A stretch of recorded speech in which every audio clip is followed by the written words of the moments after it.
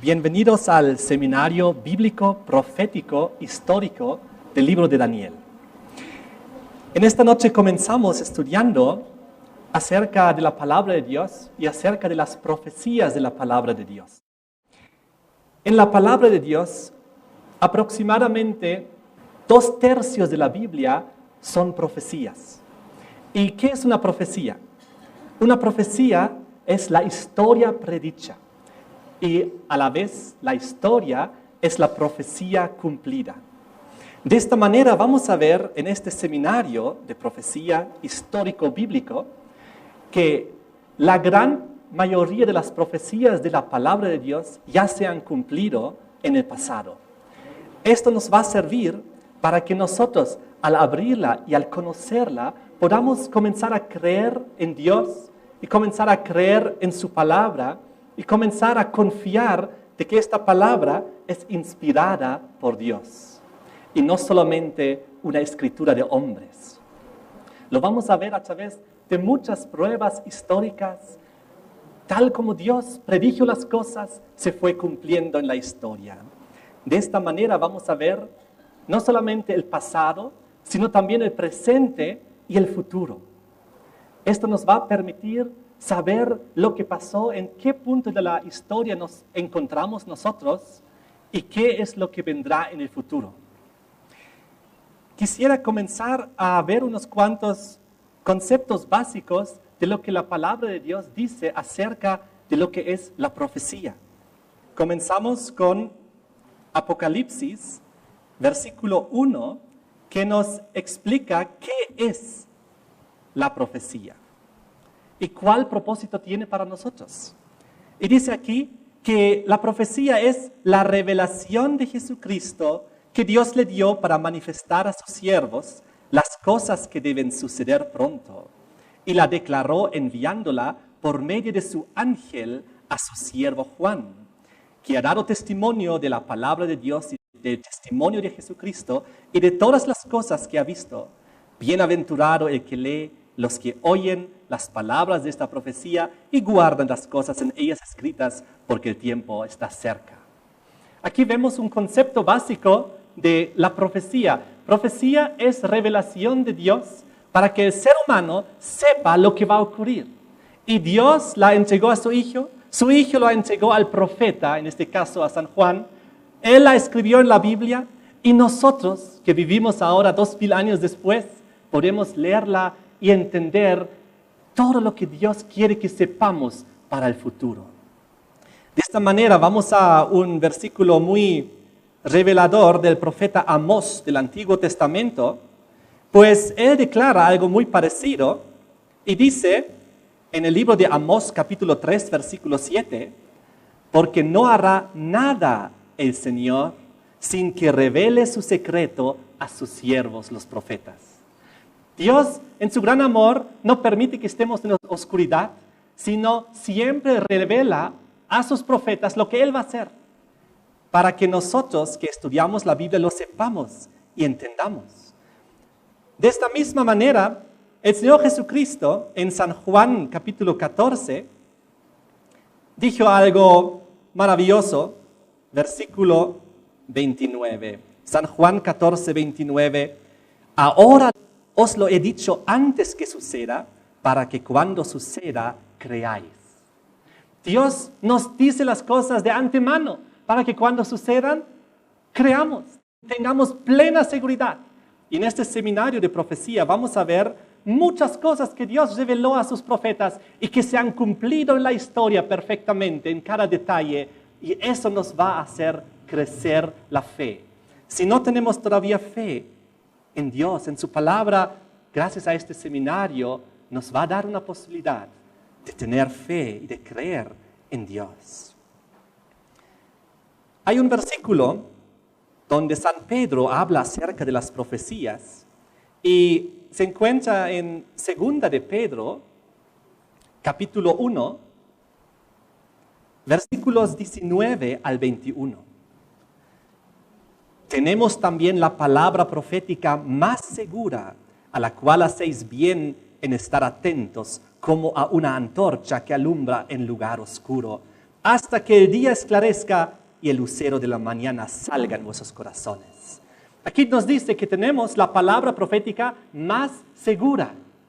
La palabra profética es una garantía total, es una seguridad total para el ser humano en la historia humana, para ubicarse en el tiempo, para saber qué es lo que pasó, qué está ocurriendo, qué va a ocurrir en el futuro, para tomar buenas decisiones. Y de esta manera sigue el versículo escribiendo, entendiendo primero esto, que ninguna profecía de la Escritura es de interpretación privada, porque nunca la profecía fue traída por voluntad humana, sino que los santos hombres de Dios hablaron siendo inspirados por el Espíritu Santo. Aquí vemos tres cosas muy importantes. En primer lugar, la profecía no fue traída por voluntad humana. No es que uno de los profetas haya dicho, yo quiero escribir un poquito acerca del futuro. No, sino fue inspirado por Dios. Dios vio a ese hombre y dijo, Él es un hombre honesto, un hombre santo, un hombre entregado. Le voy a inspirar para que Él conozca algo del futuro. Y de esta manera lo recibió y lo escribió en la Biblia. Y una cosa más dice aquí. Dice, entendiendo primero que ninguna profecía de la Escritura es de interpretación privada. ¿A qué se refiere esto? A que no podemos nosotros privadamente, particularmente, hacer interpretaciones. Quiero dar un ejemplo. La profecía está llena de símbolos. Por ejemplo, ¿qué significa el mar en la profecía? O una bestia, o un cuerno, o una estrella. Entonces, si nosotros haríamos interpretación privada propia, entonces yo diría a 100 personas diferentes, a ver, cada uno dígame por favor qué significa una bestia en la profecía o una estrella. Y cada uno comenzaría a imaginarse y uno diría, yo creo que es esto, yo creo aquello, y podrían salir 100 diferentes interpretaciones. Y no llegamos a ningún lugar. Es por eso que la profecía no es de interpretación privada, sino Él que lo inspiró, el Espíritu Santo que lo inspiró al profeta, es el mismo que nuevamente lo tiene que interpretar y aclarar. A lo que me refiero es, si Dios en un lugar en la Biblia dice un símbolo profético, por ejemplo, una bestia, entonces el mismo Dios, la misma palabra de Dios, el mismo Espíritu Santo, en otro lugar de la palabra tiene que explicar qué significa ese símbolo. Y de esa manera no llegamos a una interpretación privada, sino una interpretación realmente de Dios, lo que Él realmente quiso decir, y no alguna imaginación humana que puede ser totalmente alocada o confundida. Vamos a leer un versículo más acerca de las profecías y les invito a abrir Mateo capítulo 24. Este pasaje es muy interesante, pues en este pasaje Jesús hace una profecía, pues Jesucristo también era profeta, pues recibió inspiración de su Padre y también habló muchas cosas que iban a ocurrir. Y Mateo 24 es uno de los capítulos más proféticos de Jesucristo, donde Él habla de muchos de los eventos futuros y venideros desde su perspectiva hace 2000 años atrás. Y lo que quiero mencionar es que en el versículo 15, Él dice este detalle. Cuando Él habla acerca de las cosas que vendrán, dice, por tanto, les dice a sus discípulos, cuando veáis en el lugar santo la abominación desoladora de que habló el profeta Daniel, el que lee entienda. Entonces los que estén en Judea huyan a los montes. Jesús hace aquí referencia al libro profético de Daniel que vamos a estudiar en este seminario. Es muy interesante. Jesús muy rara vez en el Nuevo Testamento menciona un profeta en particular diciendo, cuando ocurra lo que dijo el profeta Daniel, entonces el que lo lea, el que lo entienda, huya. En otras palabras, los que siguen al Señor, los que quieren conocer el futuro, tienen que entender las profecías y también las profecías de Daniel, las cuales Jesús hace una mención especial aquí en Mateo 24, versículo 15. Y aquellos que no estudian las profecías y no las conocen y no saben lo que ocurrió, lo que está ocurriendo y lo que va a ocurrir, pues lamentablemente andan en una oscuridad espiritual y ven las cosas que ocurren pero no las entienden. Y quizás pueden leer un poco de las cosas que ocurrieron en el pasado, pero no las pueden ubicar en su contexto y mucho menos pueden saber lo que ocurrirá. De esta manera Dios quiere que nosotros estudiemos, conozcamos, para que nosotros sepamos qué hacer, sepamos dónde estamos y qué va a ocurrir. Entonces, en este seminario vamos a ver el cumplimiento de muchas profecías. Nos vamos a enfocar sobre todo en el libro de Daniel, pero cuando yo estaba preparando el seminario me di cuenta que si comenzamos directamente en Daniel, entonces hay unos cuantos puntos que quedan un poco al aire. Por lo tanto, yo quisiera comenzar un poquito antes y hacer una introducción de unos 2 o 3 temas antes de llegar al libro de Daniel, para ya entender mucho mejor el contexto. De esta manera quiero comenzar estudiando con ustedes el origen de todo este problema, de todo este conflicto cósmico en el cual estamos. El gran conflicto entre el bien y el mal. Quiero retroceder en la historia básicamente hasta el inicio. Ahí, ni siquiera al inicio de la historia humana, sino más allá, al inicio de la historia del conflicto, de la gran rebelión en la cual nos encontramos también nosotros. Desafortunadamente en este mundo, todos lo sabemos muy bien, alrededor de nosotros vemos no solamente el bien, sino también el mal en sus diferentes formas. Quiero que vayamos un ratito a Apocalipsis capítulo 12. Y aquí, en el versículo 7 al 9, nos dice lo siguiente. San Juan ve aquí en una visión lo siguiente. Hubo una gran batalla en el cielo. Fíjense, ¿dónde? Allá en el cielo, Miguel y sus ángeles luchaban contra el dragón. Y luchaban el dragón y sus ángeles. Qué interesante, aquí vemos que en el cielo una gran batalla, una división de 2 grupos, Miguel y sus ángeles y el dragón y sus ángeles. Y entonces dice el versículo 8 acerca del dragón y sus ángeles, pero no prevalecieron, ni se halló ya lugar para ellos en el cielo, y fue lanzado fuera el gran dragón, la serpiente antigua que se llama Diablo y Satanás, el cual engaña al mundo entero. Allá en el cielo, allá es donde comenzó el conflicto que desafortunadamente se trasladó luego al planeta Tierra, donde estamos nosotros. Entonces, aquí vemos que el diablo tiene 4 nombres en este versículo: el gran dragón, la serpiente antigua, quiero que recuerden este detalle, que se llama Diablo y Satanás, el cual fue arrojado a la tierra y sus ángeles con él. Pues desafortunadamente, una parte de los ángeles, en unos instantes vamos a ver cuántos, se unieron a su gran rebelión y cayeron con él aquí. Vamos al libro de Ezequiel. Retornemos al Antiguo Testamento, porque toda la Biblia, toda la palabra de Dios es un gran contexto y los diferentes escritores y profetas hablaron de los mismos temas, añadiendo diferentes detalles, enfoques y puntos importantes como un mosaico que al estudiarlo encontramos lo que Dios quiere decirnos en su amplitud.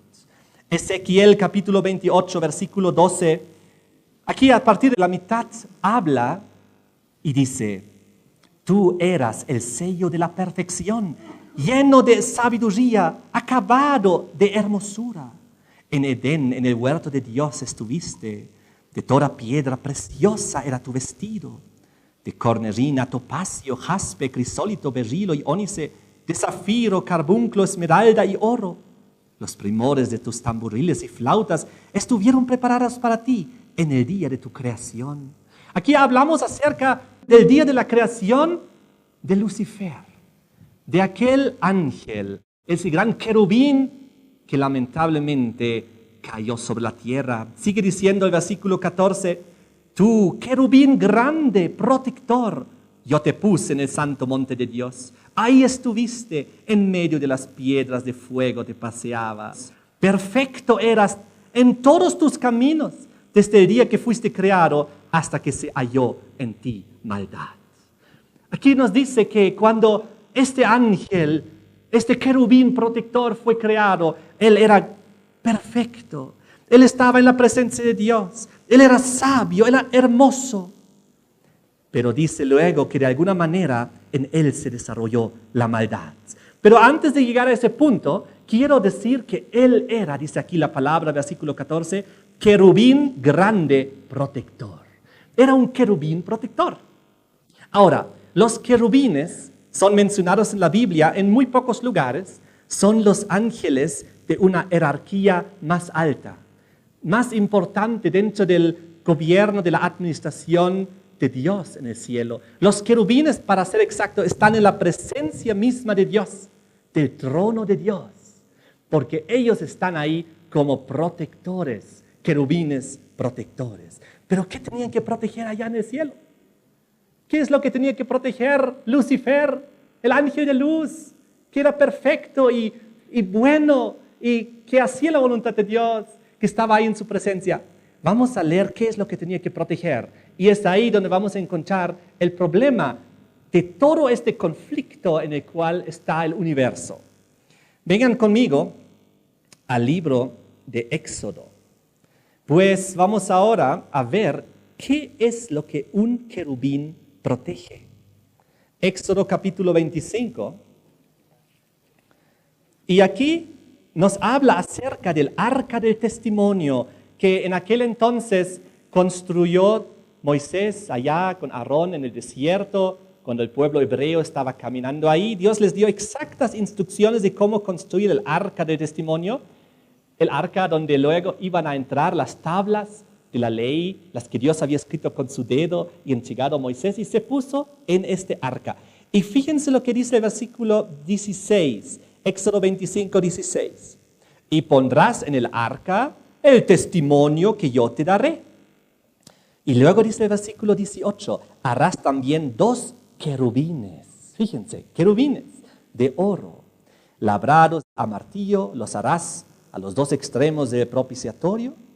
Y dice el versículo 20, y los querubines extenderán por encima las alas, encima del arca del pacto, cubriendo con sus alas el propiciatorio, sus rostros el uno enfrente del otro, mirando el propiciatorio los rostros de los querubines.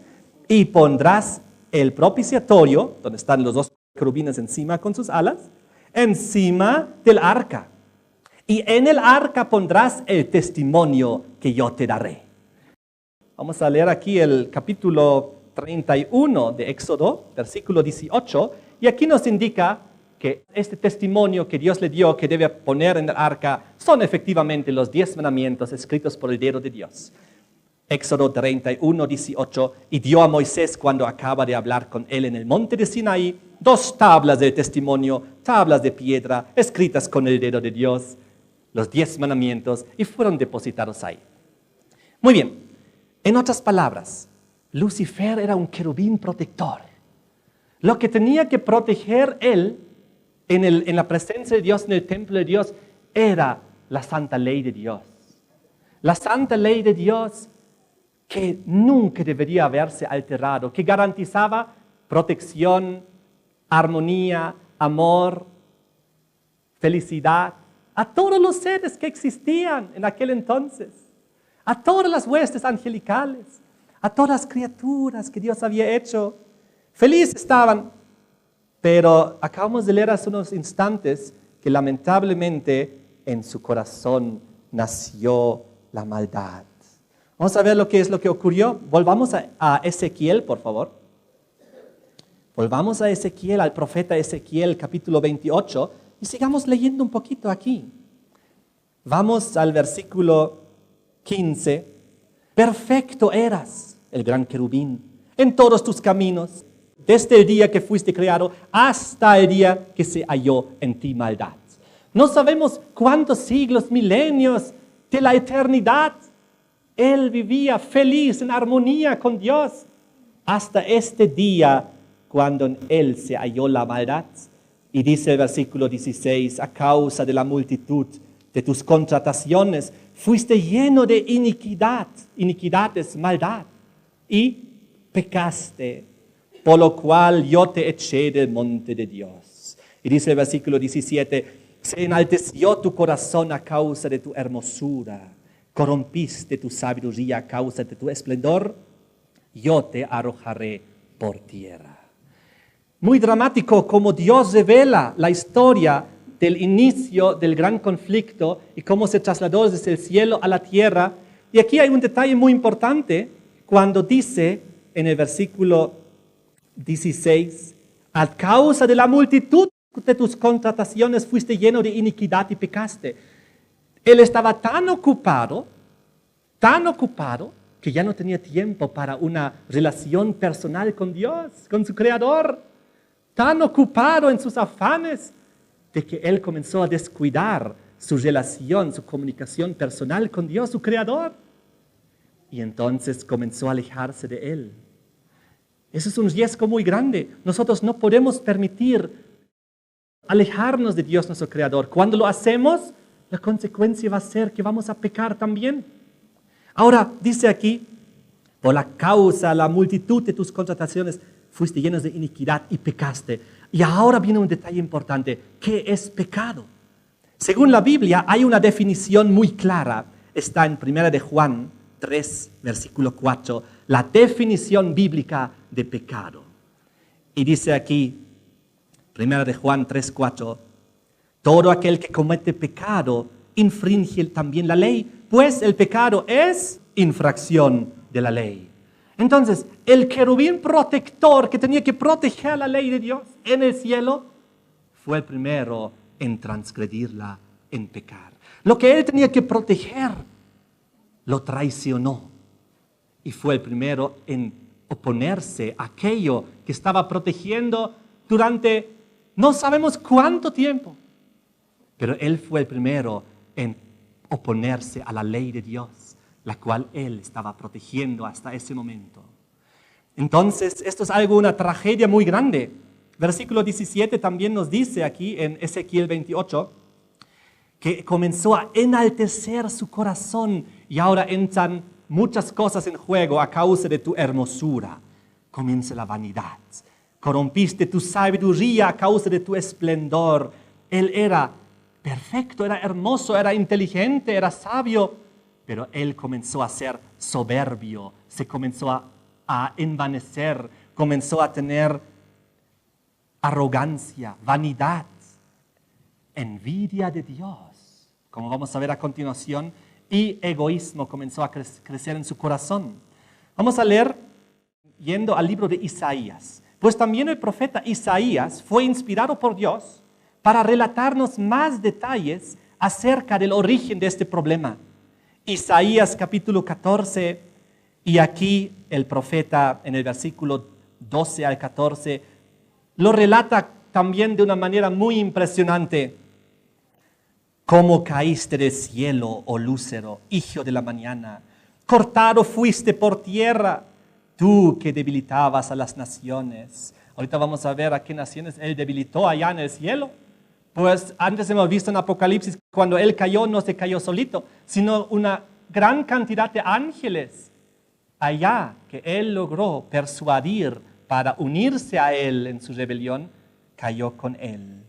Dice el versículo 13, tú que decías en tu corazón, subiré al cielo en lo alto, junto a las estrellas de Dios, levantaré mi trono en el monte de testimonio, me sentaré a los lados del norte, sobre las alturas de las nubes subiré y seré semejante al Altísimo. El plan de Lucifer era, yo voy a establecer mi propio trono y yo me voy a sentar ahí y yo voy a comenzar a dictar mis propias leyes y yo voy a comenzar a gobernar y la gente va a comenzar a adorarme a mí. Yo quiero que la gente se arrodille frente a mí. Yo quiero que la gente me adore a mí, que me obedezca a mí. Yo quiero ser como Dios. Esos fueron los pensamientos que él tuvo en su corazón. Y el versículo 11 también nos añade nuevamente este punto de la soberbia, esta tremenda soberbia que creció en él. Descendió al Seol tu soberbia, dice. Una soberbia tan grande que él no solamente comenzó a querer adoración, lealtad de los ángeles, sino luego vamos a ver cuando el problema se viene aquí a la tierra, del ser humano también. Y lo peor de todo, solo quiero adelantarme aquí a Mateo capítulo 4. Fíjense de quién el diablo quiso obtener adoración. Mateo capítulo 4, aquí están las 3 tentaciones que tuvo a sufrir Jesús en el desierto. Y vamos en Mateo 4, el versículo 8 y 9, y aquí viene la última tentación. Otra vez le llevó el diablo a un monte muy alto y le mostró todos los reinos del mundo y la gloria de ellos, y le dijo: todo esto te daré si postrado me adorares. El diablo llegó, después de caer y oponerse en rebelión contra su Creador, a tal extremo de soberbia que no solamente quería adoración de cualquier ser humano o de los ángeles, sino de Jesucristo mismo, siendo Jesús, Dios. Es impresionante a qué magnitud de soberbia Él llegó al querer levantar su propio trono, establecer sus propias leyes. Entonces, sigamos un poquito analizando esto. Vamos al Nuevo Testamento, al libro de San Juan, capítulo 8. Y aquí Juan nos añade conocimiento. Juan 8, versículo 44. Aquí habla el Señor Jesús y reprende bastante a algunas personas y dice: vosotros sois de vuestro padre el diablo, y los deseos de vuestro padre queréis hacer. Aquí está hablando Jesús en un nivel espiritual. Pues nosotros a nivel espiritual podemos tener como padre a Dios o como padre al diablo. Pues si yo hago la voluntad del diablo y su cosa y sigo su rebelión, mi padre espiritual es el diablo. Pero si hago la voluntad de Dios, mi padre espiritual es Dios. De esta manera Jesús está hablando y dice: vosotros sois de vuestro padre el diablo, los deseos de vuestro padre queréis hacer. Y ahora viene el punto. Él ha sido homicida desde el principio. ¿Desde qué principio? Desde el principio de su rebelión.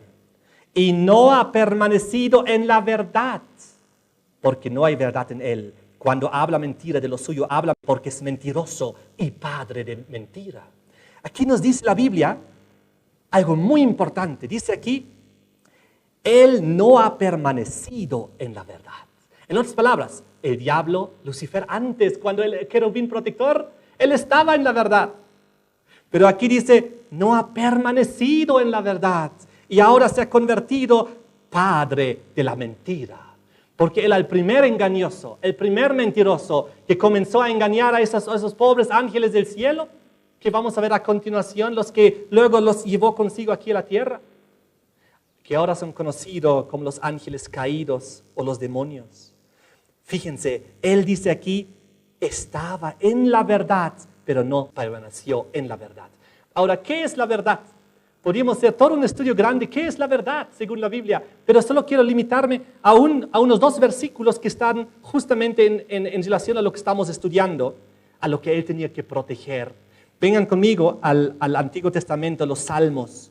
Pues los Salmos, en el capítulo 119, aquí el Señor inspiró a los salmistas a escribir, y en el capítulo 119, versículo 142 dice acerca de la ley de Dios: tu justicia es justicia eterna y tu ley es la verdad. Y unos cuantos versículos más allá, versículo 151, cercano estás tú, oh Jehová, y todos tus mandamientos son verdad. En otras palabras, volviendo a San Juan 8:44, donde Jesús dice: no ha permanecido en la verdad. Él era un ángel, querubín protector, que protegía la verdad, que era la santa y eterna ley de Dios. No permaneció en ella, porque dice la Biblia: pecó, pecados, infracción de la ley, lo que tenía que proteger, lo quebró. Llegó a ser el primer pecador, el primer rebelde, el primero que se opuso contra la santa ley del Señor. Ahora fíjense qué interesante lo que viene ahora. Volvemos un ratito aquí a primera de Juan 3, versículo 8. Pues aquí hay un versículo que confirma una vez más todo lo que estamos diciendo. Primera de Juan 3, 8. el que practica el pecado, la transgresión de la ley, es del diablo.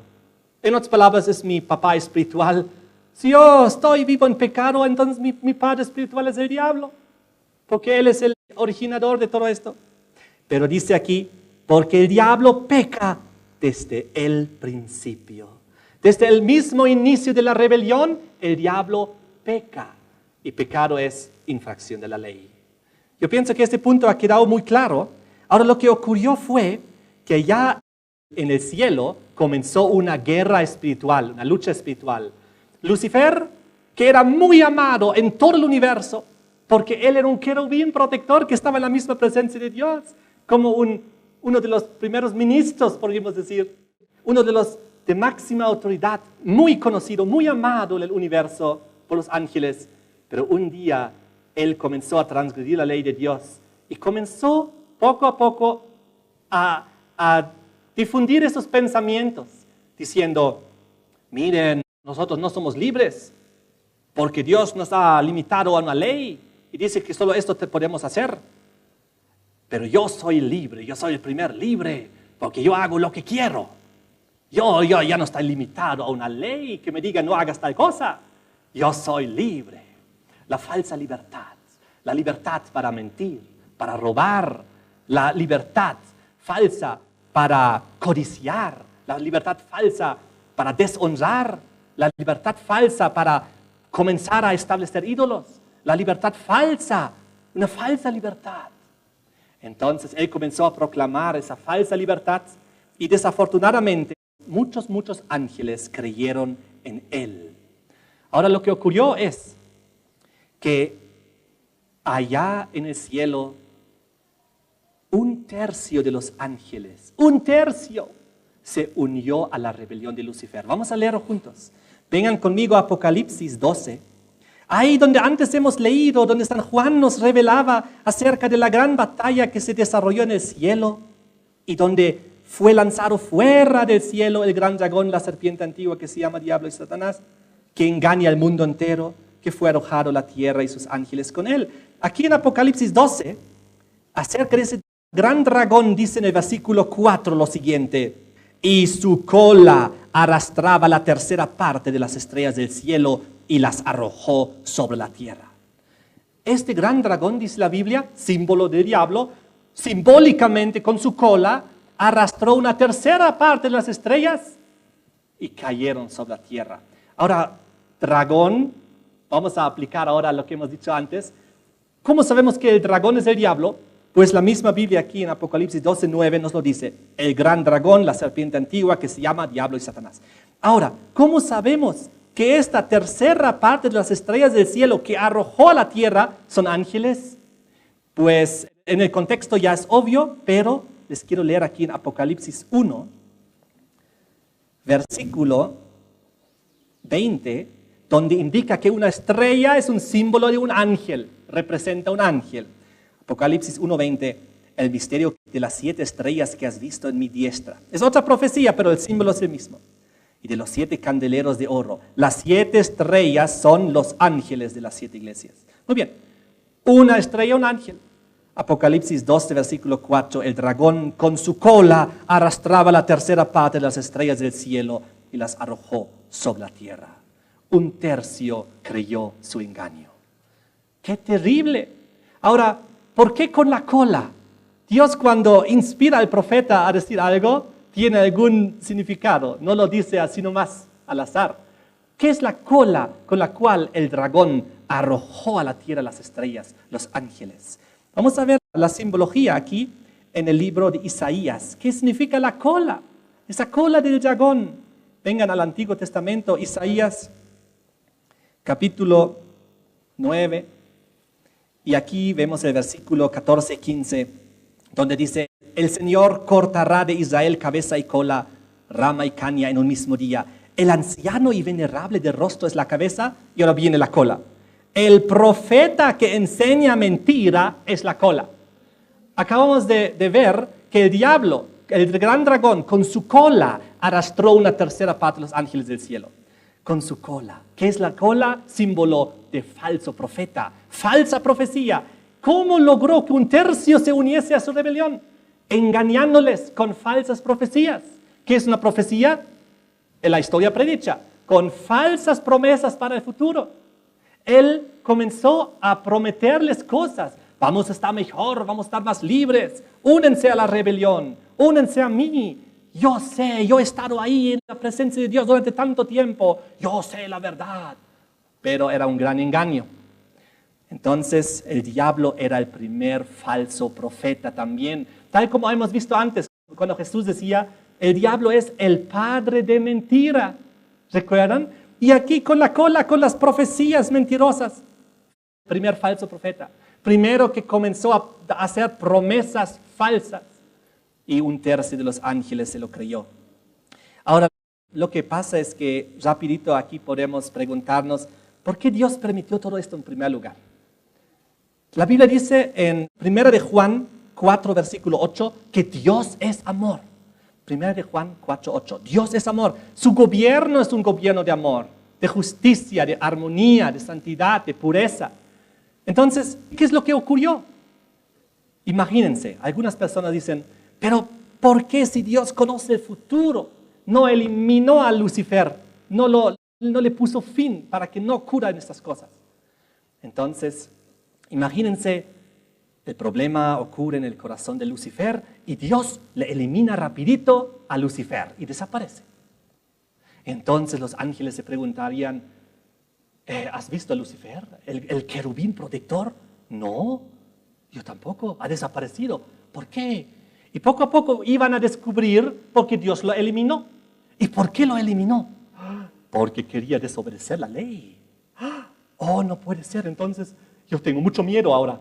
Yo voy a obedecer la ley porque si no lo obedezco, Dios me va a hacer eliminar también a mí. Entonces, sí, voy a seguir obedeciendo a Dios. Sí, para que no me elimine. El gobierno de Dios de amor hubiese cambiado a un gobierno de terror, de miedo. La gente hubiese seguido adorando a Dios y alabando a Dios, pero no por amor, sino por terror, por miedo de ser eliminados. Pero eso jamás podía ser posible en un gobierno de amor. Así que Dios tuvo que permitir que esto se desarrolle y tome su curso. Pero una cosa más, podríamos preguntarnos, ¿pero por qué Dios no puso en el corazón de Lucifer y en el corazón de todas sus criaturas un pequeño chip para que ellos no puedan rebelarse, para que ellos no puedan oponerse a Dios, para que tengan obligatoriamente que obedecerle? Porque están programados así.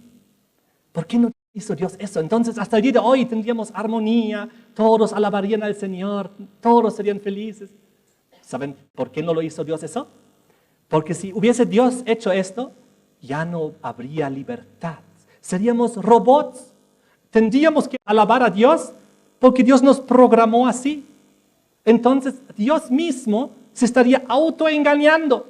Tendría millones de seres, todos alabando a Dios, todos obedeciéndole. ¿Pero por qué? Porque fueron programados así y no tienen otra posibilidad. Dios, pero no se autoengaña. Dios nos dio la libertad de elección y allá en el cielo, desafortunadamente, un tercio se unió a la rebelión. Vamos a ver aquí una imagen. Aquí vemos este dramático momento donde Lucifer tiene que salir del cielo, donde finalmente tiene que salir y cae sobre la tierra. Y no solamente él, sino también sus ángeles con él. Y cuando cayeron sobre el planeta Tierra, ahí fue donde el problema se trasladó del cielo a la tierra. Quiero solamente mostrar unos cuantos detalles cómo este problema se vino ahora a la tierra. Vamos juntos aquí al Génesis. En el Génesis vamos a encontrar aquel dragón donde yo les dije antes, recuerden el 8 nombre que recibió, la serpiente antigua. Pues cuando Lucifer vino finalmente a esta tierra, aquí estaban viviendo feliz. Dios había creado la primera pareja, Adán y Eva. Vivían feliz, en armonía, en el jardín Edén. Todo era bueno en gran manera, dice la Biblia. Y Dios plantó ahí 2 árboles. Vamos a ver esos 2 árboles. Génesis 2, versículo 9. Y el Señor hizo nacer de la tierra todo árbol delicioso a la vista y bueno para comer, también el árbol de la vida en medio del huerto y el árbol de la ciencia del bien y del mal.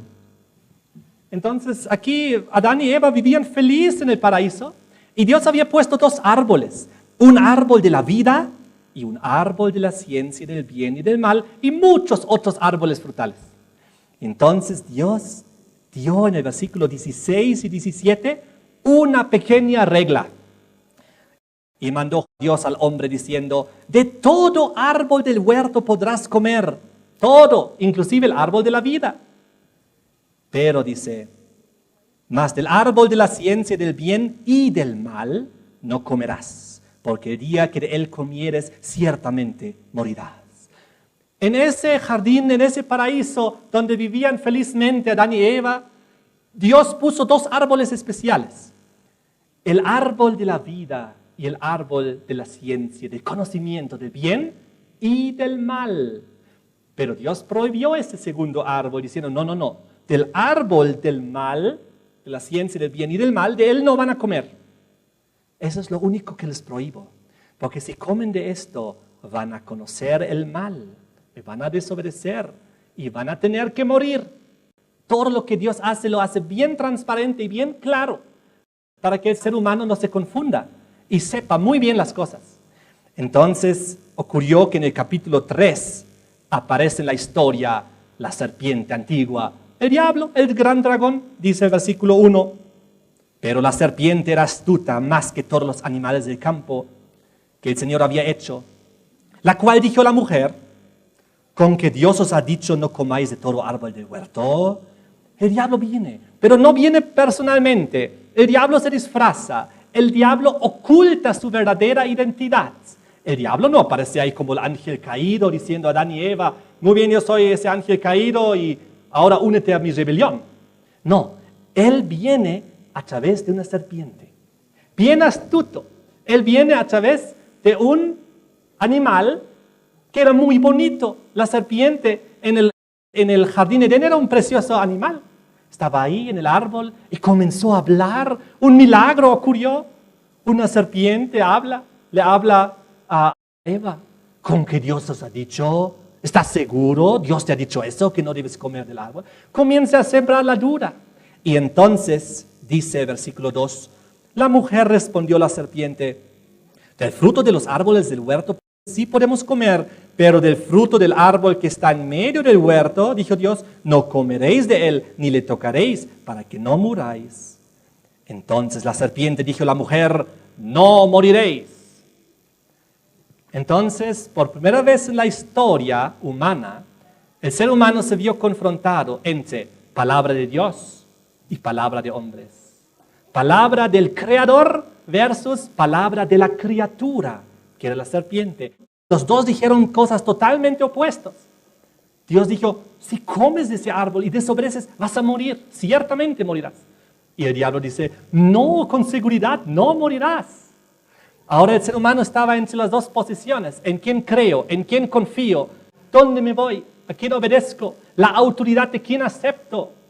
Desafortunadamente eligieron mal y comieron del fruto prohibido.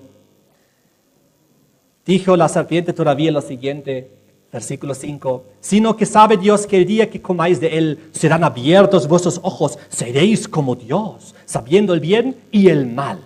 Y aquí el diablo mezcla verdad y mentira cuando él decía, seréis como Dios. En otras palabras, él mismo se había puesto en un lugar de un pequeño Dios, en paréntesis, al desobedecer a Dios, al poner su propio trono, al querer sentarse ahí y imponer sus propias leyes.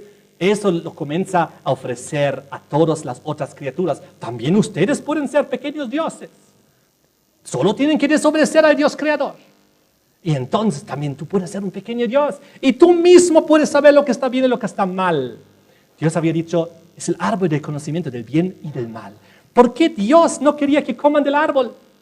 Porque Dios sabía, si comen del árbol, van a conocer el mal, el lado oscuro y terrible, dañino del mal. Hasta este momento solo conocían el bien. Dios no quería que conozcan el mal. Por eso hizo un cerco de protección a través de su ley, a través de su prohibición. No comáis de este árbol para que no te ocurra un daño. Como un papá que dice a su hijito, a su hijita, no toques el fuego porque te va a quemar. No lo hace por maldad, por capricho, no lo hace para protegerlo. Y lo mismo hizo Dios. Nunca Dios quiso que la humanidad conozca el mal, el desastre del mal, todos los efectos terribles del mal, que luego hoy en día los conocemos todos muy bien. Entonces, desafortunadamente, los dos se dejaron engañar, les pareció muy bonita la oferta, comieron del fruto, pecaron, y al haber pecado se unieron ¿a qué? A la gran rebelión. Habían tomado posición, se habían unido al gran rebelde. En este momento solo había dos, Adán y Eva. Ellos representaban la humanidad entera. Y Apocalipsis 12, cuando nos habla de la caída de los ángeles de la tierra y luego nos habla de la caída de la humanidad, dice lo siguiente. Apocalipsis 12, versículo 9. Fue lanzado fuera del cielo el gran dragón, la serpiente antigua que se llama Diablo y Satanás, el cual engaña ¿qué? Al mundo entero. Cuando Adán y Eva fueron engañados, allá el mundo entero cayó, porque solo eran los dos, el 100% se dejó engañar. Entonces, desafortunadamente, habían tomado decisión de unirse a la gran rebelión de Lucifer. El conflicto que comenzó en el cielo se trasladó a la tierra. Y entonces, volviendo a Génesis, vemos inmediatamente las consecuencias. Génesis 3. La mujer vio que el árbol era bueno para comer y agradable a los ojos y codiciable para alcanzar la sabiduría.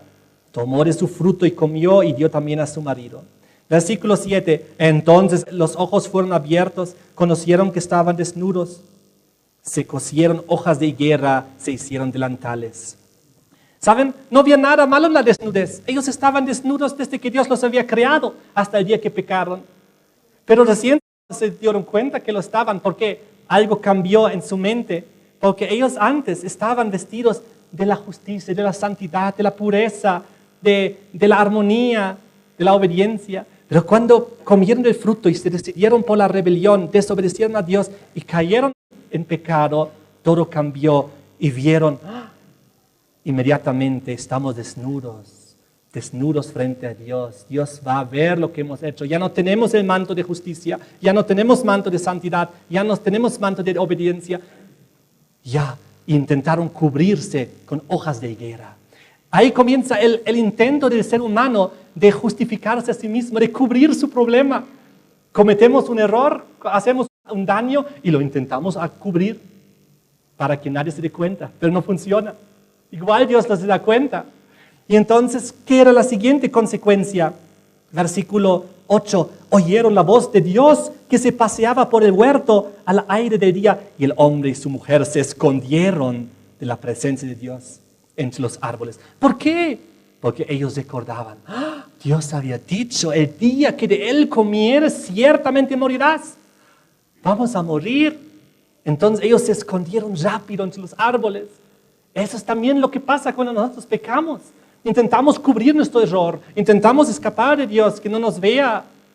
Pero Dios llega y Dios nos busca, y Dios busca al pecador, al desobediente. Dice el versículo 9, Dios llamó al hombre, dijo, ¿dónde estás? ¿Dónde estás tú? Y él respondió, oí tu voz en el huerto, tuve miedo porque estaba desnudo, me escondí. Entonces comienza un pequeño interrogatorio. Dios le pregunta, ¿y quién te ha dicho esto? ¿Y de dónde? ¿Y por qué? Y el hombre Adán comienza a dar la culpa a su esposa. Es que ella me dio del árbol del fruto, yo comí. Ella es la culpable. Yo no hubiese ido. Comienza a dar la culpa al otro. La mujer luego también da la culpa a la serpiente. Pero yo nunca iba a comer, pero la serpiente, que ella me ha dado y me ha engañado. Y intenta dar la culpa a la serpiente. Así es el ser humano. El ser humano busca la excusa y busca la culpa en los demás. Y entonces finalmente Dios dicta la sentencia, una sentencia contra la serpiente que vamos a ver en otro momento, otra contra la mujer, otra contra el hombre. Aquí comienzan muchos problemas, pero quiero llegar a un punto. Y este punto es el decisivo de hoy. Y el punto es el siguiente. Dios tenía que matarlos ese día. La sentencia de muerte tenía que caer sobre ellos, ¿recuerdan? Porque había dicho, el día que comieras del árbol ciertamente morirás. ¿Y por qué no murieron ese día? ¿Por qué siguieron vivos y luego salieron del jardín del Edén? Ocurrió lo siguiente. En primer lugar, al final del capítulo 3 de Génesis, versículo 24, es aquí donde Dios dice, echó pues fuera al hombre y lo puso al oriente del huerto de Edén, querubines y una espada encendida que se revolvía por todos los lados para guardar el camino del árbol de la vida. Dios tuvo desafortunadamente que sacarlos del jardín de Edén para que ellos no vuelvan a comer del árbol de la vida y se conviertan pecadores eternos. Que no se conviertan desobedientes inmortales. Por eso Dios, con lágrimas en sus ojos, tuvo que sacarlos del huerto del Edén a sus criaturas que había creado para restringir el acceso al árbol de la vida. ¿Y qué pasó? ¿Por qué no murieron ese día? En el versículo 21 está la respuesta. Génesis 3, 21. Dice aquí, y Dios hizo al hombre y a su mujer túnicas de pieles y los vistió. ¿Qué es lo que ocurre aquí? Aquí ocurre que cuando ese día tenían que morir, la sentencia y el castigo tenía que caer sobre ellos, Dios tomó una decisión. Su Hijo, Jesucristo, dijo, yo voy a morir en su lugar. Yo voy a morir en su lugar para que les vamos a dar una segunda oportunidad. Ellos tendrían que morir hoy, pero yo moriré hoy, simbólicamente en su lugar. ¿A través de qué? A través del primer sacrificio de una ovejita en la historia humana. Dice aquí, y Dios hizo al hombre túnicas de pieles y los vistió. Un animal tenía que morir en su lugar. Ellos no murieron ese día, sino una ovejita murió. Esa ovejita representó a Jesucristo. Toda la Biblia, todo el contexto bíblico, aquí tenemos otro símbolo, nos explica que Jesús es el Cordero de Dios. Cuando San Juan vio a Jesús venir para el bautismo, Juan 1:29, decía, he aquí el Cordero de Dios, que hace ¿qué cosa? Que quita el pecado del mundo. Y toda la Biblia, el Antiguo y el Nuevo Testamento, Jesús es siempre el Cordero de Dios. Entonces, en esa simbología, Adán y Eva están en el paraíso. Y ahí había una ovejita que por si acaso ellos mismos les habían dado su nombre. La Biblia en Génesis revela que Adán mismo tenía la tarea de dar nombres a los animales, de cuidarlos. Y ahora ellos tenían, lamentablemente, que matarlo. Entonces Dios le dijo, trae la ovejita, Adán. ¿Por qué la ovejita? Tráela. Pero ella no tiene nada que ver, yo he pecado. Sí, pero trae la ovejita. Entonces la ovejita tenía que morir. Y cuando la ovejita murió finalmente y derramó su sangre, les explicó, yo he muerto en tu lugar hoy, a través del símbolo de esta ovejita. Por eso tú ahora puedes ser nuevamente vestido con estas túnicas de pieles. Lo que te va a cubrir ahora son estas túnicas de pieles, pero vas a tener que salir del paraíso, porque lamentablemente ahora tú has decidido y tú estás ahora en este plan de la desobediencia. Tú vas a tener una lucha constante, pero yo voy a estar ahí para ayudarte a resolverte el problema.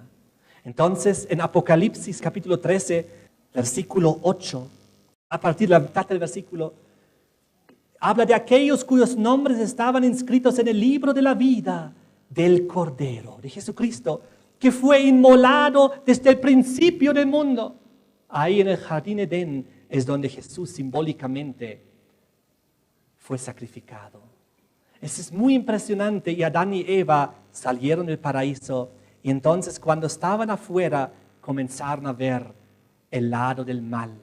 Comenzaron a ver las injusticias, comenzaron a ver el envejecimiento, las enfermedades, comenzaron a ver los crímenes, comenzaron a ver los desastres y los problemas que había en este mundo y comenzaron a ver toda la tristeza, los engaños, las guerras, las catástrofes, toda la consecuencia del mal. Y de esta manera ellos realmente conocieron el mal, lo que Dios nunca quería que nosotros, los seres humanos, conozcamos. Muy bien, esto fue una introducción al seminario. En el próximo tema vamos a seguir desarrollando qué es lo que ocurrió a continuación y entonces vamos a llegar al libro de Daniel. Y entonces vamos a entender muchos detalles del libro de Daniel con más amplitud, gracias a todo el conocimiento previo que estamos estableciendo en estos estudios. De esta manera, el ser humano, nosotros, tú y yo, hoy en día, estamos en este gran conflicto que comenzó en el cielo, se trasladó a la tierra. Aquí les voy a mostrar, para finalizar, unas imágenes. Aquí está el Señor Jesús, a través de la simbología del Cordero de Dios, que nos provee del perdón, para que nosotros no tengamos finalmente que morir la muerte eterna, sino que Dios nos pueda dar la solución a través del perdón. Ahí tuvieron que abandonar su morada, Adán y Eva, y no pudieron volver atrás al árbol de la vida. Habían tomado su decisión. La humanidad entera había caído en pecado y hasta el día de hoy nosotros sufrimos cada uno las consecuencias. De esta manera, cada uno de nosotros piense en quién damos nosotros la autoridad, en quién creemos, en quién obedecemos. En el Creador, Dios, su palabra, que nos va a ir revelando el futuro, o en las criaturas, que pueden aparentar y decirnos muchas cosas, pero si están en contradicción con la palabra de Dios, si están en contradicción con lo que Dios ha dicho, entonces nosotros tenemos que rechazar. Esa es mi propia decisión. Espero que también sea la de ustedes. En el próximo tema vamos a continuar viendo el desarrollo de estas cosas para llevarnos al libro de Daniel. Amén.